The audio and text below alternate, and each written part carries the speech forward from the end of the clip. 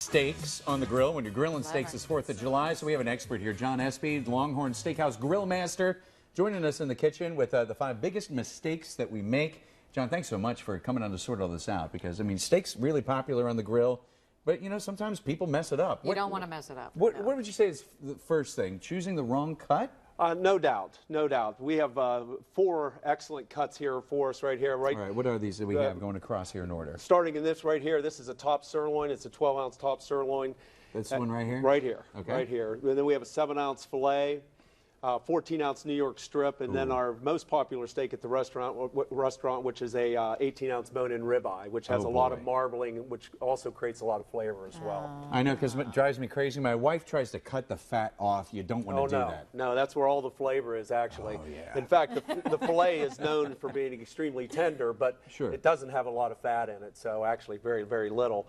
Okay. And that's why it's important to properly season. But the other most important thing that you're looking for, number one, fresh, never frozen. Okay. So go for fresh. Secondly, it needs to be at least an inch thick. All right. Those are some pretty thick. Yeah, no doubt. These are all from Longhorn. These are all what we serve on a daily basis. But you really have to ensure that thickness so it cooks evenly. Do your waiters and waitresses have to wear back braces to carry those to the table?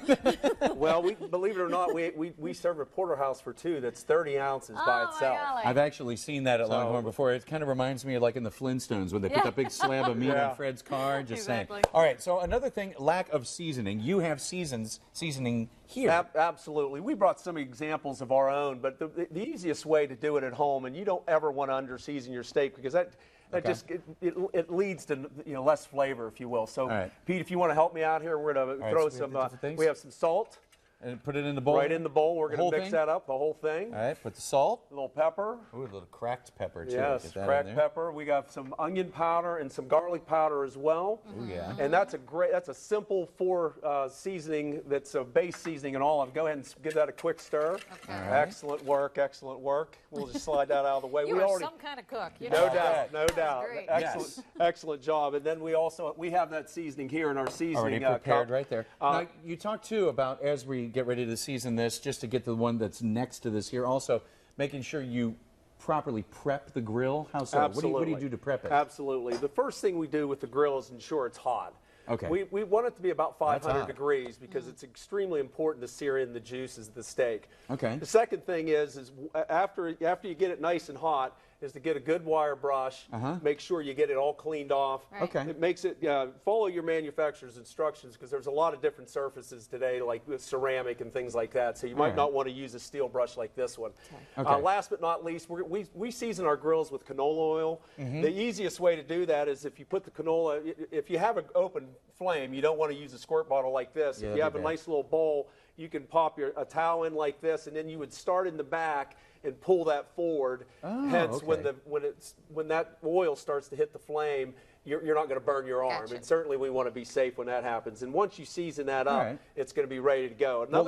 I'll tell you what, we're going to get in one more break here real quick. So if we could take that big old slab of meat there, we're going to drop it over. 18-ounce bone-in ribeye. We're going to season this up, throw it on the grill, and when we come back, we're going to get to the 5th thing, making it visually appealing. Yes. We'll be right back. Get to work. All right, we're back with John Espy in the kitchen, the grill master, Longhorn Steakhouse. Quickly, the last couple of things we need to mention, cooking to a proper temperature and making it visually appealing. So we got the steak on, all nice and seasoned, and you're saying to get the right temperature, simple little thermometer.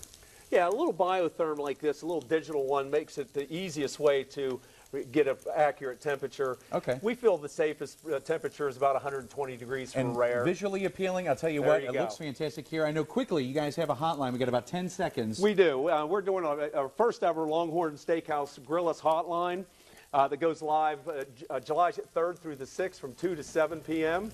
1-855-LH-Longhorn. All right, John, thanks so much. Smells great in here. Awesome. Happy grilling. Thanks for having me.